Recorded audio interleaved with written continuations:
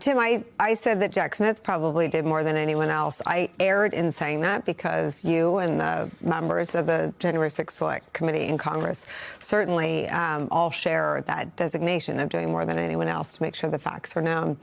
But there was something different about hearing Jack Smith in his own voice say he had the goods to prove beyond a reasonable doubt that Donald Trump committed crimes on January 6th. Yep, exactly right, Nicole. Jack had a hammer that we didn't have, right? The ability to hold people accountable and bring criminal charges.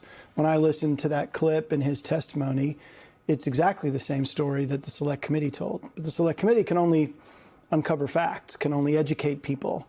Jack Smith had, again, a tool, which is the criminal justice system, to use those facts to hold Donald Trump and others accountable. And hearing him finally do what he didn't have a chance to do in a courtroom in Washington, D.C., and articulate those facts in the credible, careful way that he did, it's very compelling. So he said there in that clip, and we'll play more of it. I promised with Andrew yesterday on the air to do so, and we will.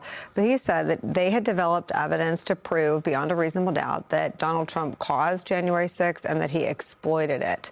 And then he went on to drill down on the fake electors part of what we saw in your report, but obviously we never saw that evidence in a trial. But he said he made false statements to state legislatures.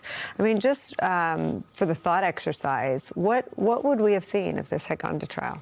Yeah, we would have seen a multi-part conspiracy, Nicole, that started with lawsuits. Every candidate has the right to file lawsuits challenging the results of elections.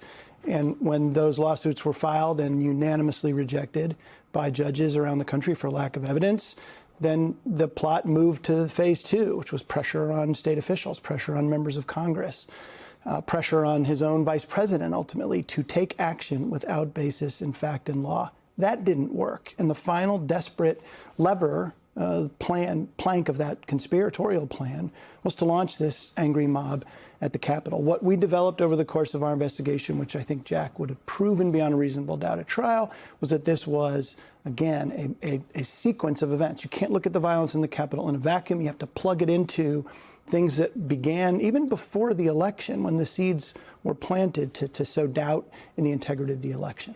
Do you think that he would have called Mike Pence as a witness? That was one of the witnesses you didn't have access to, right? Yeah. The special counsel went beyond what we did because, again, they have levers to pull that we didn't have. He was able to adjudicate the vice president's privilege assertions, get a judge to say, no, you don't have a privilege, a speech and debate privilege, an executive privilege, and compel him to testify in the grand jury. He did that with Mark Meadows. He did that with lots of witnesses that we didn't speak to. But all that did, Nicole, was reinforce the core narrative, which, again, intentional, multi-part plan. I don't know whether he would have called Mike Pence. My guess is Mike Pence is a victim in addition to being a fact witness. There's sort of some emotional, compelling information that he would provide about how it felt to be 40 feet from rioters fleeing to a loading dock in the Capitol as people are chanting, "Hang Mike Pence." That could have been very evocative testimony, in addition to all the pressure that he felt from the president. So perhaps, right, knowing the facts, those are pretty central to this conspiracy. But he had a long list of witnesses, almost all of whom were Republicans, were loyal to the president, who wanted him to win. Jack Smith made this point in his interview. The witnesses were generally not angry Democrats who were trying to pin something unfairly on President Trump, but people within his own inner circle, within his own government, within his own White House, within his own family. And that would have given them more credibility. And Andrew, just to remind everyone, because I think that one of the ways Trump benefits is that people forget that the reason Jack Smith is testifying before Congress about having facts to establish beyond a reasonable doubt and prevail in a trial, which is the standard for the Department of Justice to indict anyone, but especially a former president. The case didn't fall apart. The witnesses didn't die. And the witnesses didn't back out. The facts didn't become something else. New evidence wasn't presented. Donald Trump ran as, quote, your retribution, and won. And Donald Trump made the case go away. And the Republicans who had Jack Smith in that hearing room know that. So tell me what you make of the spectacle of the hearing itself.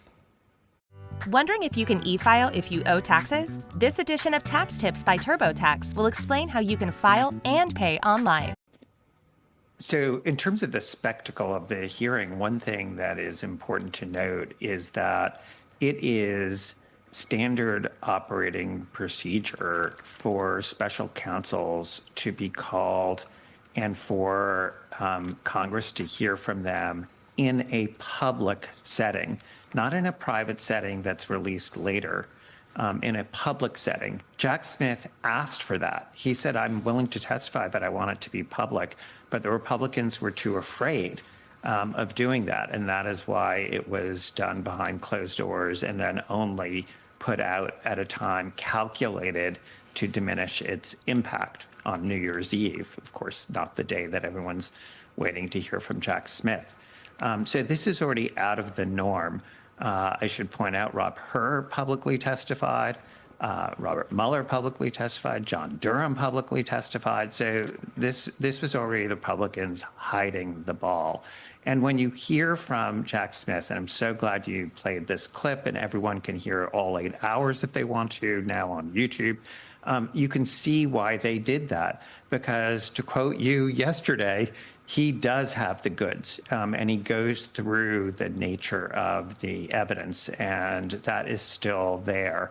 It is striking to me that the White House today, of all days, put out fake information from a government website, the White House website, saying that it's the Democrats' fault. They suggest that it's the Capitol Police's fault, as if the Capitol Police want to have themselves be hurt. And none of that is anything that members of Congress and the members of the Trump first administration who were present that day they all know it's false.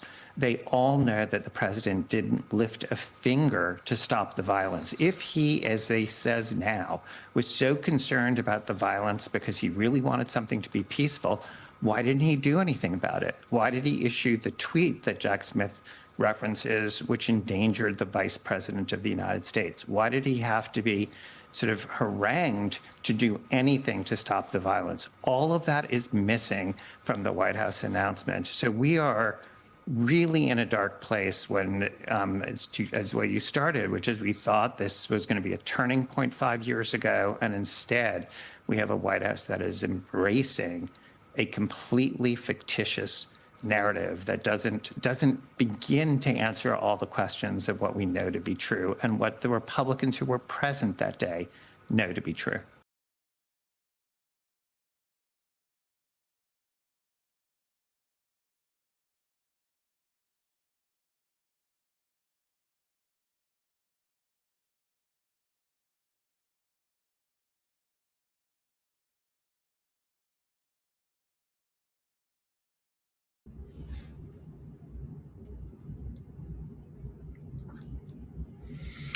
Hey, folks, we have Pennsylvania here and Tacoma, Washington, Avon, Ohio, Michigan, Georgia. You know, part of me going over the names of places where you are is me being here locked down in what is a very cold state in January, thinking, oh, I could be there, like in Beaverton, Oregon, or Princeton, Minnesota, Northfield, Massachusetts, Westport, Connecticut. Of course, we're not going real warm here.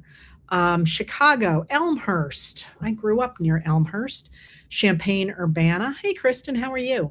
Whitman, Massachusetts. Albuquerque, New Mexico. Puerto Rico. Isn't this more fun than actually dealing with the news? Do we have Facebook here yet? It looks like we don't, so I'll keep on going. Callahan, Florida. Never been to Callahan, Florida. Pittsburgh, Kansas. I wonder how that got its name. Tampa, Florida. Lorain, Ohio. And in Fayetteville, Arkansas, it's in the 60s. I am, just so you know, this isn't my home. Somebody lends this to me so I can do these live because I don't have the upload speeds at my house. But I am wearing a fleece, down vest. I do have the heat on. I've got on long underwear, and I've got an electric blanket here because it's so cold here. Merced, California. Good friend in Merced, Appleton,